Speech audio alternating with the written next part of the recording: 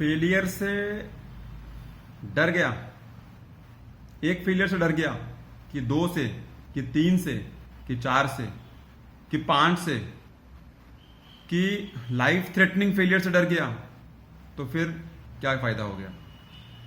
People are there जो failure से तब तक नहीं डरा जब तक उनके जान पर नहीं आ गया, जान के रिस्क पर भी नहीं डरा, फिर भी वो ट्राई करने के लिए चल पड़े। छोटा सा स्टोरी सुनाता हूं। एक बंदा है मुरलीकांत पेटकर, उसका स्टोरी सुनो आप, तो आपको समझ में आएगा कि फेलियर क्या होता है और फेलियर से क्यों नहीं भागना चाहिए। मुरलीकांत पेटकर, उसको इसी साल फर्स्ट पैरा ओलंपिक गोल्ड में 50 मीटर स्विमिंग के लिए अवार्ड मिला था। प्रेसिडेंट ने उसको पद्मश्री अवार्ड दिया 2018 में, उसका नाम गूगल करके देख लेना। 1959 में इस्लामपुर एक विलेज है सांगली महाराष्ट्र में, उसमें उसका जन्म हुआ था। 12 साल का बच्चे को गांव वालों ने उकसा दिया कि वहां का जो मेन आदमी है गुंडा जैसा या जो भी समझ लो, उससे आप टक्कर ले लो, उससे आप रेसलिंग कर लो।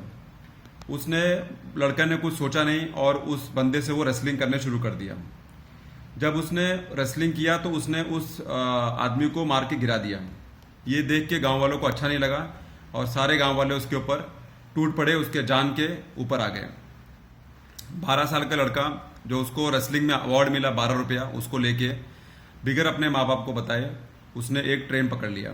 अब उसको जान पर आ गई तो उसको भागना पड़ा वहां से, तो विदाउट अपने पेरेंट्स को बताए हुए उसने एक ट्रेन पकड़ लिया और वो पूना में आ गया।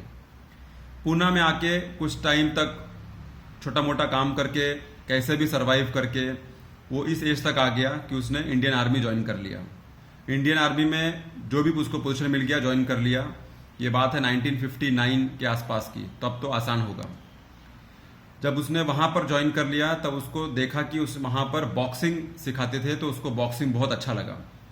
तो उसने बॉक्सिंग के लिए बहुत अपने आप को झोंक दिया और इतना सीख लिया कि उसको स्पोर्ट्स कोटा में प्रमोशन मिलने लग गया। उसको टोक्यो जाने का मौका मिला जहां से उसको बॉक्सिंग का मेडल मिला थ्रू आर्मी।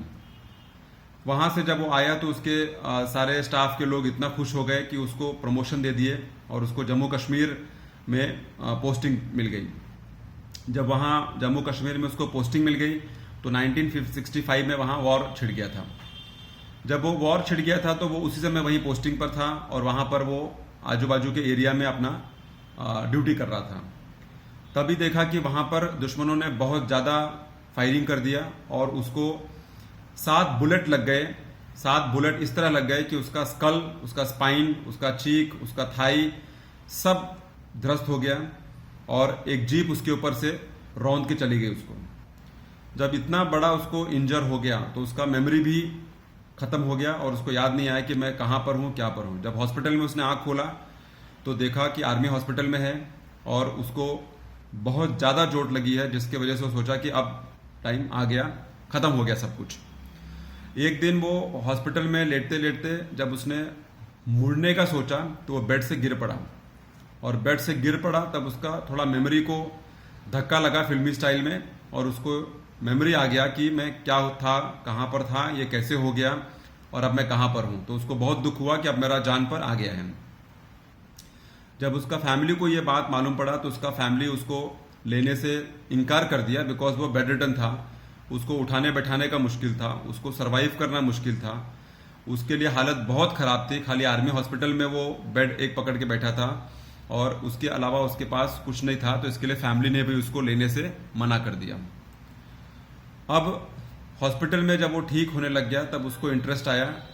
एक दिन हॉस्पिटल के वार्डन से वो टेबल टेनिस आस्ते आस्ते खेलने को, देखने को, सीखने को इच्छुक हो गया।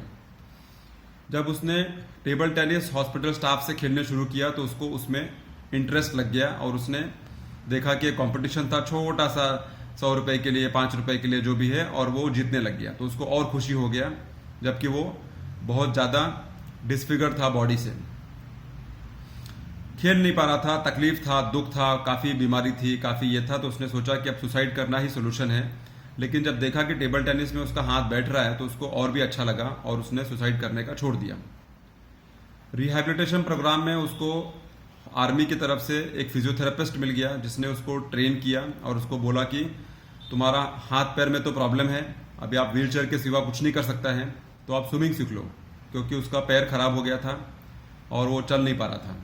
तो फिजियोथेरेपिस्ट और आर्मी हॉस्पिटल और सब ने उसको स्विमिंग के लिए प्रोत्साहित किया और वो स्विमिंग सीखने लग गया और उसने इतना अच्छा स्विमिंग किया कि वो कंपटीशन अटेंड करने लग गया, स्टेट लेवल पे, सिटी लेवल पे, छोटे मोटे टूर्नामेंट्स ऐसे अटेंड करने लग गया। बाद में उसको इंडिया को रिप्रेजेंट करने के लिए उसको स्विमिंग के लिए ऑफर आने लग गया और ये देख के हमारे एक महान क्रिकेटर थे विजय मर्चेंट, उसने उसको स्पॉन्सर कर दिया और उसका ट्रेनिंग स्पॉन्सर कर दिया, उसका विजिट स्पॉन्सर कर दिया और उसको वहाँ पर पैरा ओलंपिक गोल्ड मेडल के लिए जब उसने 1972 हिडनबर्ग पैरालंपिक्स में पार्टिसिपेट किया तब उसको वहाँ पर गोल्ड मेडल मिल गया। उसको गोल्ड तो मिला बट उसने काफ़ी सारे रिकॉर्ड्स भी तोड़े पैरा ओलंपिक के कैटेगरी में। और इस हिम्मत को देख के, इस जज्बे को देख के, इस फाइटर स्पिरिट को देख के, जो उसने इंडिया के लिए जो गोल्ड मेडल लाया, व्हील चेयर पे आदमी, आधा बॉडी नहीं काम करने वाला आदमी, उसका जो हिम्मत था, जुनून था, फेलियर को फेल करने वाला आदमी, जो हमेशा एक हिम्मत बांध के चलने वाला आदमी, फिर उसको गवर्नमेंट ने, इंडियन गवर्नमेंट ने उसको पद्मश्री अवार्ड दिया 2018 में और वो सारे लोगों के लिए एक प्रोत्साहन बन गया और उसका नाम था मुरलीकांत पेटकर।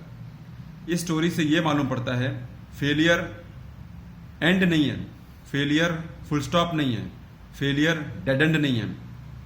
अगर थोड़ा भी जान बाकी है फिर ट्राई करो, थोड़ा भी हिम्मत बाकी है उसको और जगाओ और प्रोत्साहित करो और उसको जोशीला बनाओ और जब तक लास्ट सांस है तब तक फेलियर नहीं है। कोशिश करने वालों की हार नहीं होती और डर कर नौका पार नहीं होती।